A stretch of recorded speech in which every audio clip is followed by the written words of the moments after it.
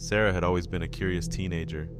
She'd often stay up late into the night, exploring the deepest corners of the internet, searching for anything that piqued her interest. One night, her curiosity led her to the infamous video chatting app, Omegle. The website was notorious for its unpredictability, connecting users with strangers from all around the world. It was like a digital game of Russian roulette, where you never knew who you would meet next.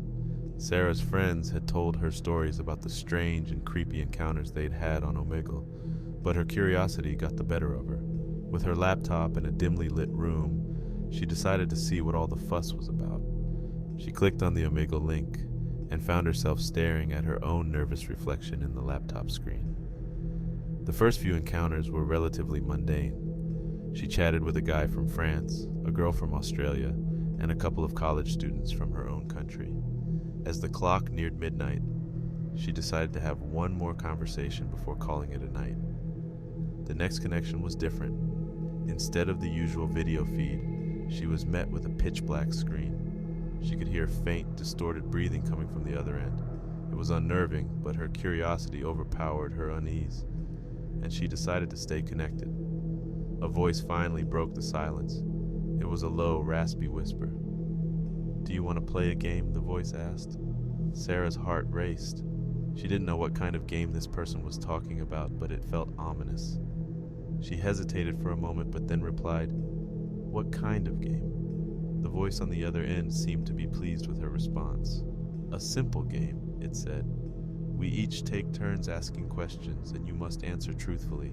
If you lie or refuse to answer, there will be consequences."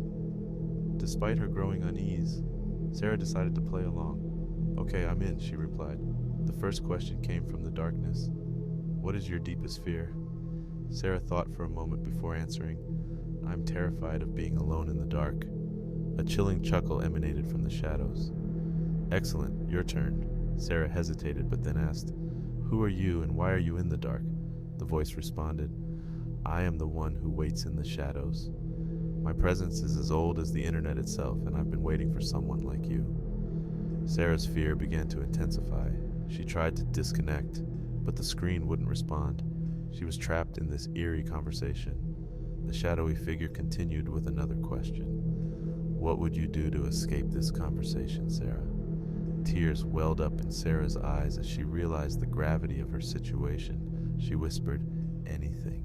Suddenly, the lights in her room flickered, and her laptop screen went dark. Panicked, she reached for her phone to call for help, but it was also dead. She was enveloped in absolute darkness, alone and trapped. The voice from the screen echoed in her head.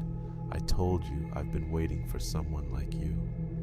Sara's desperate cries for help went unanswered as she vanished into the darkness, becoming just another ghostly presence haunting the sinister depths of Omegle.